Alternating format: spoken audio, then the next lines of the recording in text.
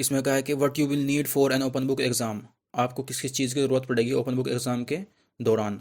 तो इसमें कहा है quiet space with no interruptions, एक तो आपके पास ऐसा स्पेस ढूंढना पड़ेगा आपको जहाँ पे आपको डिस्टर्बेंस ना क्रिएट होता हो। कंफर्टेबल सीटिंग अरेंजमेंट होना चाहिए आपके पास, और आपकी ज़रूरत के अकॉर्डिंग आपकी लाइट्स होनी चाहिए।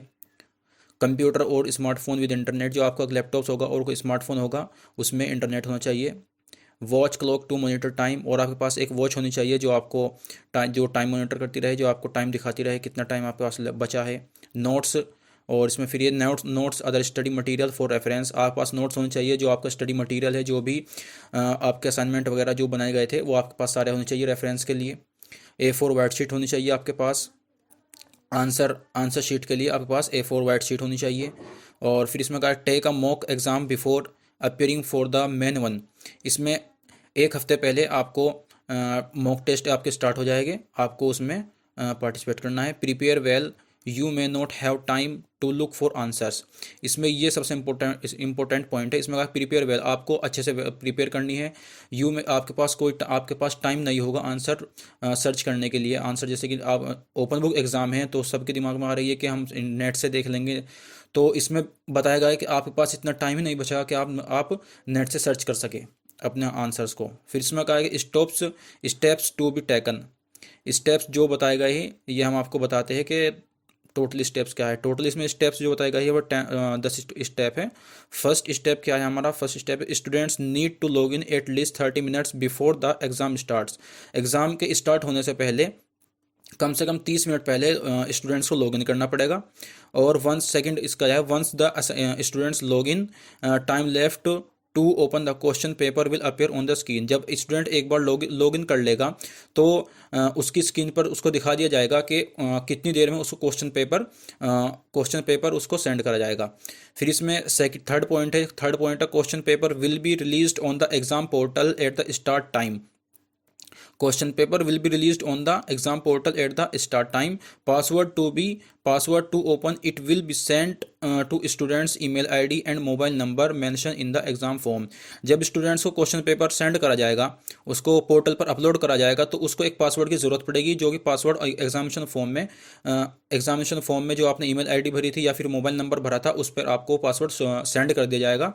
बगैर पासवर्ड के आप क्वेश्चन पेपर को नहीं ओपन कर सकते हैं, इसमें ये भी है। फोर्थ पॉइंट है वो है students can download the question paper take a print out if needed, students अपने क्वेश्चन पेपर को डाउनलोड भी कर सकता है, अगर उसे ज़रूरत पड़ी तो वो उसको प्रिंट आउट भी निकलवा सकता है।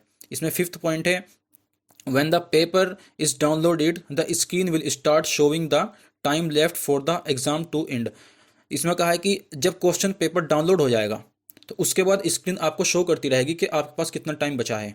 जैसे कि एक बार क्वेश्चन पेपर डाउनलोड कर लिया तो उसके बाद स्क्रीन पे आपको दिखता रहेगा कि कितना टाइम बचा है। ये नहीं होगा कि आपको क्वेश्चन पेपर आपने डाउनलोड कर लिया तो जब हम लिखना स्टार्ट करेंगे तो उसी के बाद टाइम स्टार्ट होगा, ऐसा नहीं होगा। सिक्स्थ पॉइंट है answer to be written by the students on A4 white paper, इसमें आपको आंसर जो लिखने होंगे स्टूडेंट्स को वो A4 साइज की वाइट पेपर्स पर लिखने होंगे। सेवेंथ है कि ही और she has to sign on the each sheet, और उसमें सेवन्थ पॉइंट में है कि जो भी आपकी A4 साइज की आंसर शीट होगी उस पर स्टूडेंट्स को हर आंसर शीट पर अपने सिग्नेचर करने होंगे। ऐसा नहीं होगा कि किसी और से एग्जाम अपना आंसर शीट लिखवा ले, फिर ये भी एक टॉप इसमें ध्यान रखा गया है यूनिवर्सिटी से। फिर 8 पॉइंट है हमारा to upload the answer sheet the students will come back to the exam portal and select upload answer tab, इसमें क्या है कि जब आंसर शीट अपलोड करेगा स्टूडेंट्स तो उसको एक पोर्टल पे आना पड़ेगा, उसको एक पोर्टल पे एक टैब दिया जाएगा तो जिस पे लिखा होगा अपलोड आंसर, तो वहाँ पे आप टैप करके अपने आंसर की जो आपकी फाइल होगी उसको वहाँ से आप उसको अपलोड कर सकते हैं। फिर 9 पॉइंट है scan the answer sheet and upload as one file, आपको आंसर शीट को स्कैन करना पड़ेगा और फिर एक फाइल बना के उसको अपलोड कर देना होगा। 10th जो है हमारा 10th है once the upload is complete no chance can be made, इसमें है ये no chance can be made, तो जब एक बार स्टूडेंट अपलोड को कंप्लीट कर देगा, अपलोड को जैसे कि आपकी आंसर शीट है आपने उसको एक बार कंप्लीट कर दी तो उसमें फिर बाद में अगर आपको लगा कि मेरा वो आंसर गलत था तो आप उसमें फिर कोई भी चेंज नहीं कर सकते अपने आंसर में। तो बस आज के लिए इतना ही। वैसे मॉक टेस्ट ज़रूरी है, मॉक टेस्ट के लिए हम आपकी वीडियो बना देंगे। Thank you.